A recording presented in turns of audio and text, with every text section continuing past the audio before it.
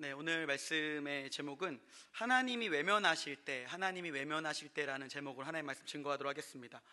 얼마 전에 넷플릭스에서 넷플릭스 아시죠? 네, 넷플릭스에서 화제였던 드라마가 있습니다. 네, 폭삭 소가수다라는 드라마인데요. 네, 보셨죠? 네, 제가 권사님들 옆에 얘기를 쭉 지나가고 있는데 많이 듣는 얘기가 관식 얘기가 그렇게 많이 나오더라고요. 네, 관식이를 모르시면 보시면 됩니다. 네, 유튜브에 양관식을 치면 나와요. 근데 거기 보면 권사님들이 자꾸 권사님들 집사님들이 막 얘기하는 거 보면 자기 남편이 자꾸 무슨 뭐 김관식이니 최관식이니 이런 얘기 하세요. 근데 제가 듣고 나서 진짜 관식이는 아무 얘기 안 할 텐데 라는 생각을 했습니다. 네, 그냥 보면서 근데 왜 그런 얘기가 자꾸 나오나 생각을 해봤더니 저는 이제 지나가면서 이제 그런 얘기를 들으면서 무슨 생각했냐면 사람들이 세상에 존재하지 않는 사람을 보면서 이렇게 꿈을 꾸고 있구나라는 생각을 했습니다. 거기 보면은 두 명의 남자가 등장합니다. 첫 번째는 양관식이라는 남자가 등장하죠. 보면은 이렇게 한 여자를 10대 때부터 어릴 때부터 엄청 좋아해요. 막 여자가 엄청 오애순이라는 여자인데 오애순이라는 여자의 꿈이 뭐니라고 물었더니 대통령 이렇게 했더니 그럼 관식이 꿈이 뭐니? 영부인이래요. 막 이렇게 살면서 심지어 가는 날까지도 이렇게 얘기합니다. 오애순이 나 갈 때 너무 울지는 말어 이러면서 나는 그대가 울면 그렇게 마음이 안 좋다고 얘기하고 딱 끝납니다. 여운이 길게 남아요. 근데 반대로 이제 등장한 대척점에 있는 사람이 누구냐면 부상길이라고 이렇게 학시 아시죠? 학시. 네, 학시. 네, 학시 보면 어떻죠? 근데 그 아저씨는 갈수록 어때요? 자기 성격대로 살죠. 근데 마지막에 어떻습니까? 아무도 없죠. 머리는 다 빠져가지고. 네, 보면서 근데 이 양쪽을 보면서 저는 이제 여러 모습이 있죠. 사람들마다 그걸 바라보는 관점들이 있었는데 저는 양쪽의 대비를 봤습니다. 근데 한쪽은 왜 사람들이 그리워하고 안타까워하고 찾고 그리고 왜 한쪽은 결국엔 함께 평생을 살아왔던 아내에게조차 이혼을 당했을까? 네, 황혼이혼 당했습니다. 부상길이라는 사람은 황혼이혼을 당했는데 이유는 하나였습니다. 딱 하나. 내 옆에 있는 가장 소중한 것을 귀하게 여기지 않았기 때문에. 네, 우리 관식이는 어땠어요? 마지막까지 네, 보시면 알겠지만 제가 진짜 처음에는 그냥 봤어요. 울지 말아야지 막 이러면서 했는데 아빠가 관식이가 죽고 떠나잖아요. 그때 남겨놨던 것들 특별히 이렇게 공감 안 되시면 꼭 가져서 보십시오. 이렇게. 마지막에 이건 봐야 돼요. 이렇게 보면은 이렇게 아내가 맨날 머리핀을 하고 다녔거든요. 근데 맨날 잊어먹어요. 굉장히 부주의합니다.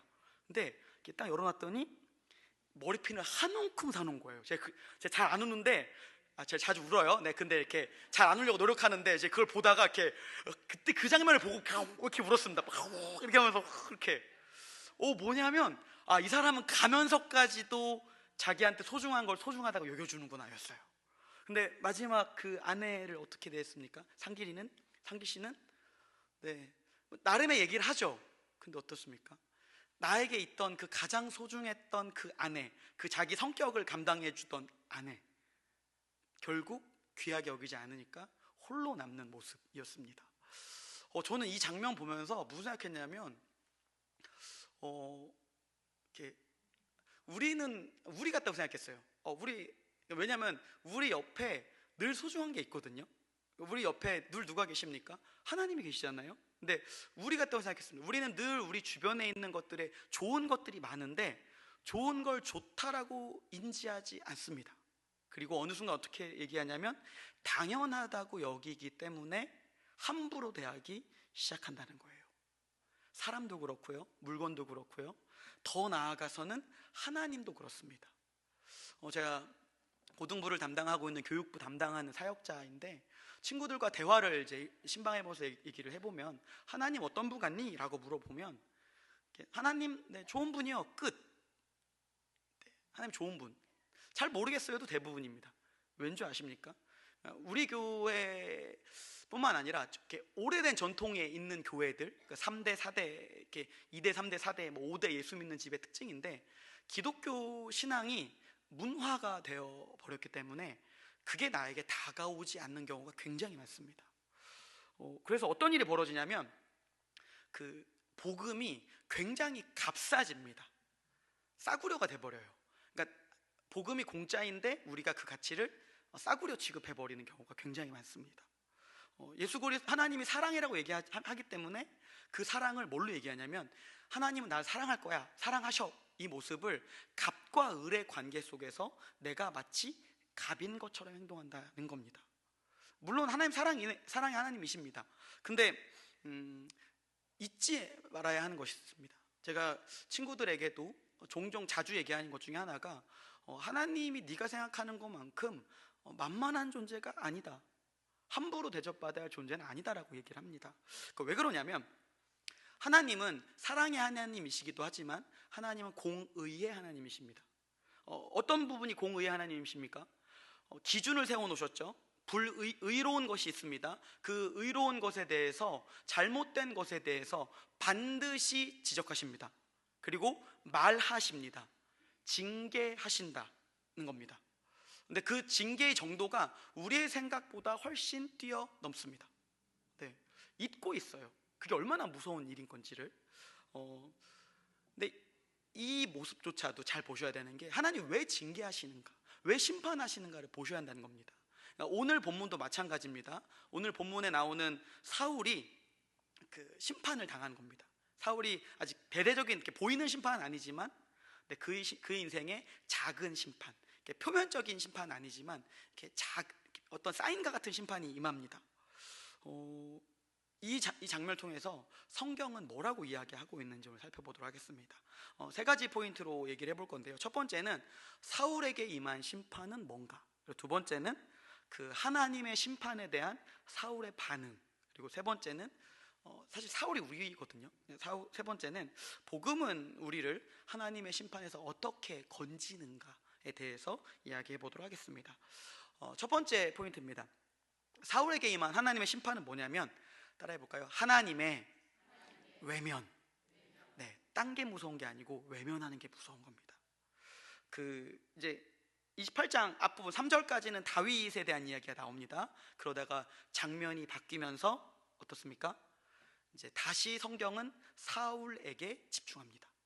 근데 첫 마디가 무엇입니까? 사무엘이 죽었답니다. 너무 의미심장하지 않습니까? 사울의 이야기가 나오는데 그 앞 한 문장이 사무엘이 죽었다. 사무엘은 어떤 사람이었습니까? 사울에게 자신을 왕으로 세운 선지자였죠. 그리고 미우나 고우나 자기 잘못한 거에 대해서 이렇게 얘기해주고 깨달아지게 하고, 그리고 안타까워했습니다. 어떤 느낌입니까? 못난 자녀를 안타깝게 바라보는 아버지의 마음으로 자기를 돌아봐줬습니다. 근데 그런 사무엘이 지금 죽었습니다. 어떤 상황이라는 겁니까? 이 문장 하나의 의미가 뭐냐면 사울에게 아무도 없다, 사울은 고립되었다, 그 얘기를 하고 있는 겁니다. 특별히 이 얘기는 어떤 의미가 있냐면 사울의 가장 중요한 인생의 절대적인 도움인 하나님이 옆에 없다, 그 얘기를 하는 겁니다. 근데 이게 어떤 영향을 미치는지 성경은 사울의 상황을 이렇게 통해서 이렇게 이야기해주고 있습니다. 오늘 본문 4절에서 6절까지의 말씀 같이 한번 읽어보도록 하겠습니다. 오늘 본문 28장 4절에서 6절까지 말씀 같이 읽겠습니다. 시작.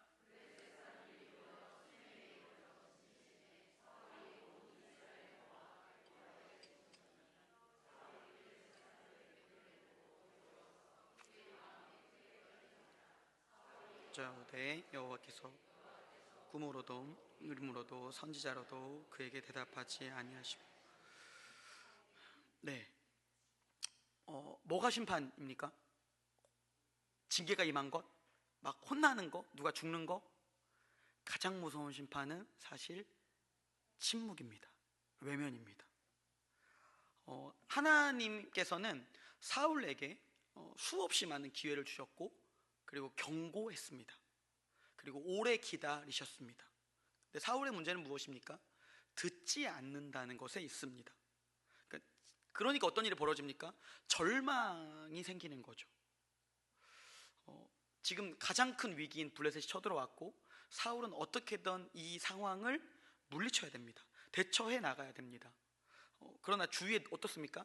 아무도 없다는 거죠. 근데 어떤 생각 드십니까? 그동안 사울은 하나님을 어떻게 대했습니까? 익숙해서 소중한 걸 놓쳤습니다. 우리 같지 않습니까? 우리가 언제 가장 후회합니까? 소중한 것이 없어졌을 때 그게 소중한 것이었음을 나중에 알지 않습니까? 우리는 사울과 우리의 모습이 다르지 않습니다. 사울은 어떤 모습인 거예요? 만만했던 겁니다. 하나님 만만했던 거죠. 늘 해주니까, 늘 용서해주고 돌이키게 해주니까. 우리도 그렇습니다. 때때로 우리는 하나님에 대해서 사랑의 하나님이라고 얘기하지만 하나님이 만만할 때가 있습니다. 말은 하지 않죠. 근데 이 정도는 괜찮아 라고 얘기하는 순간들이 있습니다. 그러면서 이렇게 생각합니다. 하나님이 나를 버리진 않으시겠지. 나를 외면하진 않으시겠지. 이게 얼마나 악한 거냐면 그 사람이 나를 좋아한다는 거, 그러니까 연인 관계든 부부 관계든 누군가가 나를 좋아하는 걸 내가 알지 않습니까? 근데 그걸 악용하는 거예요. 하나님이 나를 좋아한다는 걸 내가 압니다. 우리가 알아요. 근데 그걸 어떻게 하는 겁니까? 하나님 마음이 넓으세요. 하나님 사랑이 많으세요. 하나님 오래 참으세요. 그걸 악용하는 게 우리의 악함이라는 거죠. 잘 생각해 보십시오. 우리 안에 그런 모습들이 하나씩 있을 겁니다. 말은 하지 않죠. 왜냐? 종교적인 모습 속에 그렇게까지 크게 드러내면 하나님 정말 그 주변 사람들에게 수치를 당하기 때문에 그런 걸 드러내지 않습니다. 근데 문제는 뭐냐면 이런 작은 것들, 타협하는 것들은 결국에 어떻게 되냐면 내가 깨닫지 않으면 드러나지 않기 때문에 계속해서 똑같은 짓을 한다는 것에 있습니다. 그게 비극이죠. 근데 하나님께서 어떻게 하십니까? 그 상황을 그냥 내어버려 두지 않습니다. 네, 그러니까 우리 인생에 고난이 있어요. 때로는 고통으로 말씀하십니다. 그때 뭐 하는 게 지혜입니까? 듣는 게 지혜입니다. 네, 듣는 게 지혜라는 겁니다. 깨닫고 하나님께 돌아오는 복이 우리 안에 있기를 소망합니다. 네, 두 번째 포인트입니다. 하나님의 심판, 이 징계, 하나님의 외면에 대한 사울의 반응은 무엇입니까? 자, 따라해 보겠습니다. 자신의 정체를 숨기고 다른 길을 찾음. 네, 이게 뭐냐면 심판 중에 가장 큰 심판 사실 외면이거든요. 이게 왔어요. 그럼 어떻게 해야 되는가? 보통은 이런 상황일 때 어떻게 해야 됩니까? 부모님이 너 이제 혼내다 너 이제 나가 하고 쫓아냅니다. 너 더 이상 안 봐 라고 얘기합니다. 큰일이 난 거죠. 그럴 때 자녀는 어떻게 해야 됩니까? 1번, 네 알겠습니다 부모님, 제가 나가겠습니다. 2번, 제발 한 번만 하면서 바지가랑이에 붙잡는다. 1번일까요? 2번인가요? 2번이죠. 바지가랑이에 붙잡아야죠. 근데 지금 사울의 반응은 뭡니까? 반응을 안 하네? 일단 나가보자 라고 얘기하는 거예요. 네, 그리고 진짜 웃긴 게 뭔지 아십니까? 사무엘이 죽자마자 이 사울이 어떤 일을 합니까? 이 무당들을 다 죽여요. 그쵸? 자기가 죽였죠. 다 친접한 자들, 죽이는 자들 다 죽였습니다. 이게 정말 돌이키는 것인가? 아니요, 성경학자는 이렇게 얘기합니다. 정치적인 행위다. 정무적인 행동이다. 사울이 그래도 하나님 생각한다는 것들에 대한 정무적인 행동이었다는 거죠. 근데 정작 어려운 상황, 큰 일이 닥쳤고 하나님 응답하시지 않자 어떤 일이 벌어집니까? 자기의 정치적인 행동의 말을 바꿉니다. 한 입으로 두 말하고 있죠. 보시면 알겠지만 이게 지도자예요. 이스라엘의 지금 지도자가 어떻습니까? 한 입으로 두 말하고 있는 겁니다. 근데 드러나면 안 되니까 밤에 몰래 가서 딴짓하고 있는 거죠. 그리고 갑니다. 근데 모양이 아주 독특합니다. 잘 보십시오. 9절에서 오늘 8절 말씀인데 8절 말씀 한번 읽어보겠습니다. 네, 8절 말씀 읽겠습니다. 시작.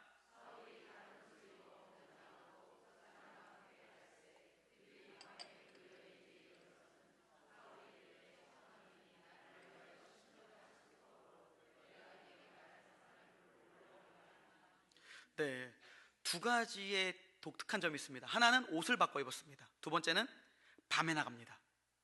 이 뭐가 문제냐 일 수 있죠. 옛날에 왕도 암행을 많이 했으니까. 근데 그런 걸까요? 이렇게 나라의 정무적인 상황을 결정하는 어떤 이렇게 행동이라면 낮에 불러야죠. 근데 어떻습니까? 떳떳하면 그냥 낮에 부르면 됩니다. 근데 자기가 하나님께 인정받지 못하고 있다는 걸 사람들에게 들키기 싫은 겁니다. 그러니까 자기 정치적 입지가 흔들리는 것을 두려워해서 몰래 나가는 겁니다. 사울이 어떤 사람입니까? 이중적인 모습이 있다는 거죠. 자신의 이익을 위해서는 말과 신념 정도는 아무렇지 않게 바꿀 수 있는 사람. 사울은 어떤 사람입니까? 어떤 사람입니까? 심판 앞에 여전히 자기가 중요한 사람이라는 거죠. 하나님께서 우리 인생 가운데 이렇게 인생에 큰 위기가 오는데 침묵하는 순간들이 있습니다. 어떻게 해야 할까요? 우리 똑같이 이렇게 딴짓해야 될까요? 나가야 될까요? 아니죠. 하나님의 자비에 의지해서 포기하지 말고 기다려야 합니다. 그리고 어떻습니까? 자신의 실체가 드러나도 수치를 당해야 되는 시점에는 당해야 됩니다. 그래야 어떤 일이 벌어집니까? 살아납니다. 우리 인생 가운데 그런 것들 하나님이 인생의 위기는 다가오는데 하나님 아무 응답 안 하실 때 뭐냐면 계속해서 붙들어야 돼요. 하나님 살려달라고. 포기하지 말아야 합니다. 그리고 다가오는 위기 가운데 내가 죽을 것 같은, 수치를 당할 것 같은 상황이 있습니까? 맞으셔야 됩니다. 피하는 거 아닙니다. 피하면 더 큰 폭풍이 옵니다. 오히려 그때 우리가 가져야 할 자세는 무엇이냐면 받아들이는 거예요. 그런데 뭘 두려워해야 되냐면 하나님이 나를 떠나는 것을 두려워해야 합니다. 대표적인 예가 어디에 있습니까? 이 다음 왕에 대한 이야기입니다. 오늘 이제 본문에 제가 읽지는 않을 거지만 다윗이 밧세바와 바람을 피죠. 그리고 애가 생기고 온 나라의 스캔들이 퍼집니다. 근데 하나님이 그 상황에 대해서 다윗이 어떻게 합니까? 살려달라고 기도해요. 근데 죽습니다. 아들도 죽죠. 자녀가 죽죠. 근데 그 모든 순간들, 그 다윗이 간음하다 잡히고 이렇게 혼나고 있는 순간 속에서도 다윗은 뭐라고 얘기하냐면 외칩니다. 시편에 보면 이런 말씀이 있습니다. 시편 51편에 보면은, 오늘 제가 말씀을 따로 준비하진 않았는데 이렇습니다. 하나님이여, 내 속에 정한 마음을 창조하시고 내 안에 정직한 영을 새롭게 하소서. 나를 주 앞에서 쫓아내지 마시며 주의 성령을 내게 거두지 마소서. 이게 맞는 자세라는 거죠. 이게 맞는 자세입니다. 근데 우리는 어떻습니까? 교묘하게 가면을 씁니다. 수치를 당하고 싶어 하지도 않고 이익을 누리고 싶어 하는 것이 우리의 상황이라는 겁니다. 문제는 사울이나 우리나 다를 바가 없고 이 상황을 인식하지 못하는 데 있다는 겁니다. 세 번째 포인트입니다. 그렇다면 복음은 우리를 하나님의 심판에서 어떻게 건지는가? 따라하도록 하겠습니다. 나를 깨우고 나 대신 외면받으신 분이 계신다. 네, 사울의 이야기를 보면서 뭘 느낍니까? 인간 별거 없다. 네, 정치가 우리를 구원합니까? 아니죠. 네, 계속 정치는 갈수록 어떻습니까? 좋은 게 없습니다. 네, 아시잖아요? 세상을 보면 알지 않습니까? 좋습니까? 마냥 좋아요? 좋지 않죠.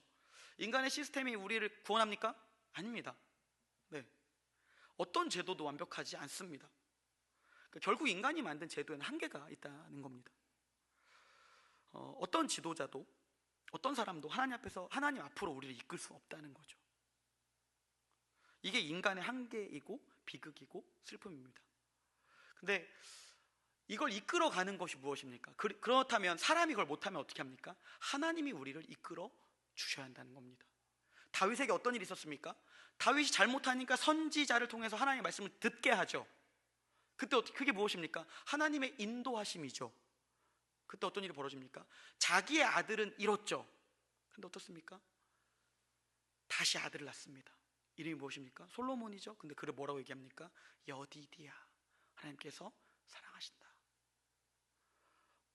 하나님이 우리를 이끌어 가시지 않으면, 하나님의 사랑으로 이끌어 가시지 않으면 우리는 할 수 없다는 겁니다. 우리한테 뭐가 필요한 겁니까? 하나님의 자비가 우리한테 필요하죠. 뭐가 필요합니까? 우리를 정말로 하나님 곁으로 이끌어 줄 왕이 필요하다는 겁니다. 사울을 통해서 뭘 얘기합니까? 그 왕이 필요하다는 겁니다. 1차적으로는 다윗이 그런 왕이었습니다. 근데 그도 어땠습니까? 그도 완벽하지 않았다는 겁니다. 그 왕을 통해서 결국 뭘 향하고 있습니까? 그 왕은 우리를 진짜 깨워줄 왕이 필요한 것을 가리키고 있습니다. 그 왕에 대한 이야기를 좀 해보도록 하겠습니다. 우리를 진짜 깨울 왕은 군림하는 왕이 아니었고, 오히려 우리의 그 이기심과 우리의 연약함 속에 폭력에 당하셨던 분이십니다. 누가복음에 보면 그 왕이 십자가에 못 박혀 죽으신 장면이 있습니다. 그때 사람들이 예수를 조롱합니다. 근데 그 왕이 어떻게 그 십자가상에서 얘기하냐면, 그들이 자기가 하는 것을 알지 못한다라고 이야기하고 있습니다. 누가복음 24장 34절에서 35절까지의 말씀인데요, 같이 한번 읽어보겠습니다. 시작.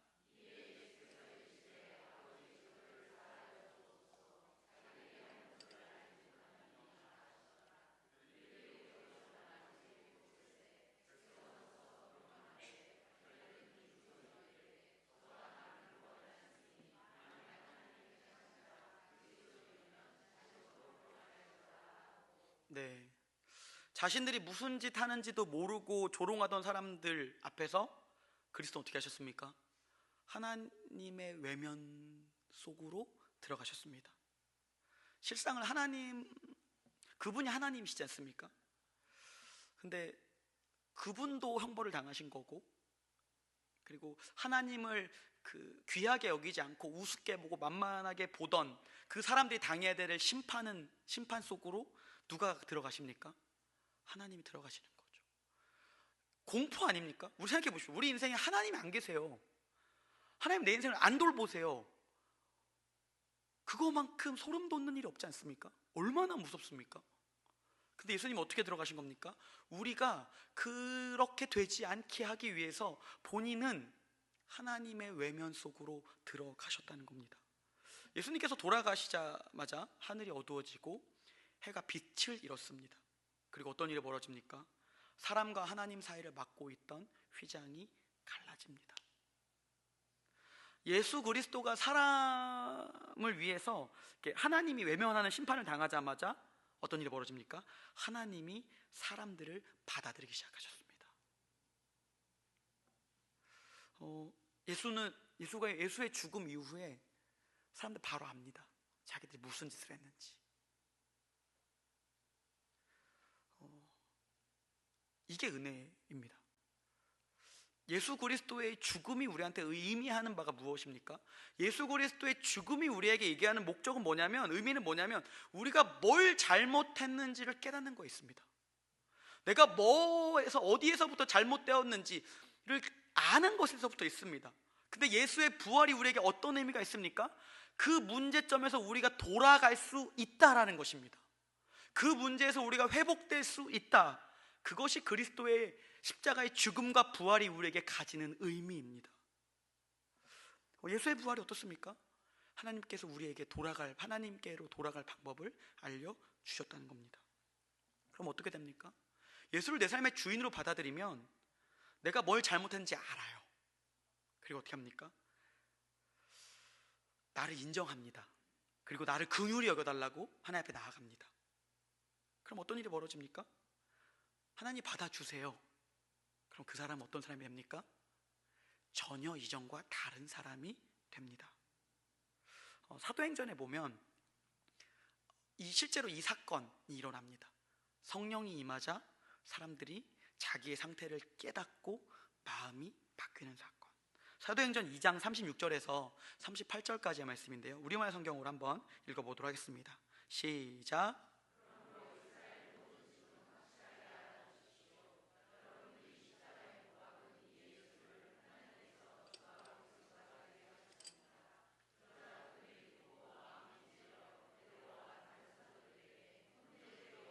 무엇을 해야 합니까? 하고 사도들에게 물었으며 베드로가 대답했습니다.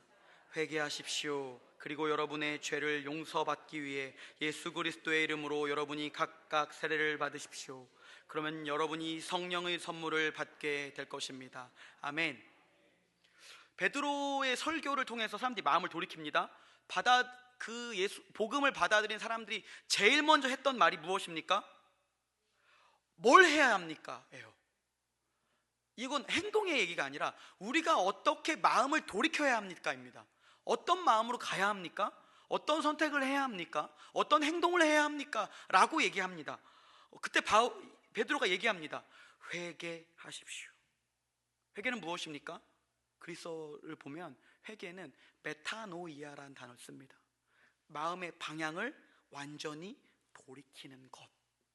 나 중심적인 마음에서 하나님 중심적인 마음으로 완전히 돌이키는 것. 근데 그 마음이 내 힘으로 될 수 없기 때문에 우리 주와 구주인 그리스도께 그 마음을 의지하는 것, 그것이 회개입니다.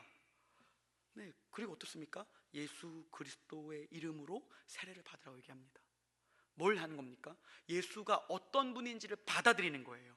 마음을 돌이키기로 마음 먹었으면 그 마음을 돌이키게 만드시는 분이 나에게 어떤 의미인지를 받아들이는 겁니다.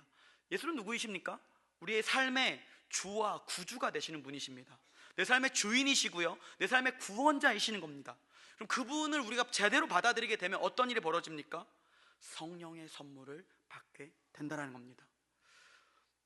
성령을 선물로 받게 되면 어떤 일이 벌어지는 줄 아십니까? 그 이후에 초대교회가 형성되는데 그 집사들을 세우는 조건들이 있습니다. 거기 보면 그중 여러 가지 조건이 있는데 성령이 충만합니다. 지혜가 있어요. 그리고 사람들에게 칭찬을 받습니다. 칭찬받는 표현이 어떤 표현이냐면 원어를 찾아보면 신뢰할 만한 뜻입니다. 그 사람 믿을만해. 그 사람 세울만해. 그 사람 훌륭하지 라고 말할 수 있다는 사람이라는 겁니다. 초대교회의 그리스도인들은 칭찬받는 사람이었다는 거죠. 왜? 성령이 충만하니까. 자기의 상태를 알고 구주를 의지하기 시작하니까 마음이 변화되고 그 바뀐 마음으로 다른 선택을 하니까 사람들이 봐도 믿을만한 겁니다. 신뢰할 만한 겁니다. 네. 그렇게 구원받은 성도를 가르쳐서 뭐라고 얘기합니까? 사람들 뭐라고 얘기합니까? 성도, 그리스도인이라고 얘기합니다. 그런 사람들이 모여 있는 곳이 어디입니까? 교회입니다. 하나님 우리 성도로 부르셨습니다. 그럼 우리 뭘 해야 됩니까? 당장 다음 주에 고난주간 특세가 있습니다. 주제가 뭔지 아십니까? 제가 광고도 할 건데 주제가 이렇습니다. 절박한 기도를 통해 일하시는 하나님. 성도는 어떤 존재입니까? 무엇이 절박해야 됩니까? 나에게 일단 절박해야 돼요. 나는 절박해야 됩니다. 나에게 소망 없음에 절박해야 되죠. 그러니까 부르짖어야 한다는 겁니다. 또 무엇에 절박해야 됩니까? 내 주변이 나의 힘으로 바뀔 수 없는 것에 대해서 절박해야 합니다. 또 무엇에 절박해야 됩니까? 세상의 어려움을 향해서, 세상의 깨어짐을 향해서 안타까워하면서 절박해야 합니다. 하나님 어떻게 하십니까? 어떻게 일하십니까? 우리의 기도를 들으신다는 겁니다. 뭘 통해서? 우리의 인생의 고통 가운데 침묵하시는 상황을 통해서 일하신다는 겁니다. 말씀하시지 않으니까 더 부르짖을 수밖에 없는 상황인 거죠. 어떻게 합니까? 우리는 거기서 뭘 만납니까? 하나님을 만납니다.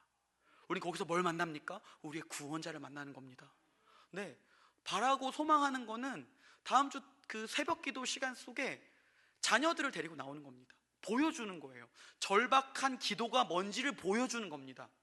내 삶의 절박함이 뭔지를 보여주는 겁니다. 그리고 우리 자녀들의 삶에 너는 뭐가 절박하냐를 물어봐 주는 겁니다. 그리고 어떻게 합니까? 함께 기도하자고. 그리고 끝나고 얘기하는 겁니다. 하나님은 어떻게 역사하셨는가? 하나님은 어떻게 일하셨는가? 부활절 함께 얘기할 겁니다.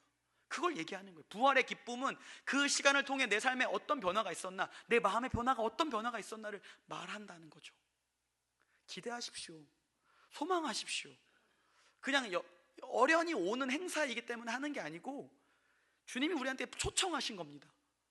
다음 저희 부활주일 날 교육부 차세대는 각각의 계획들을 갖고 있습니다. 뭐 할 거냐면 주변에 나갈 겁니다. 계란 들고 나가서 전도할 거고요. 노방전도 할 거예요. 그리고 공용주차장 북변동 주변에 쓰레기 줍을 겁니다. 이미 연초부터 계획했어요. 뭘 보는 겁니까? 절박함을 보는 겁니다.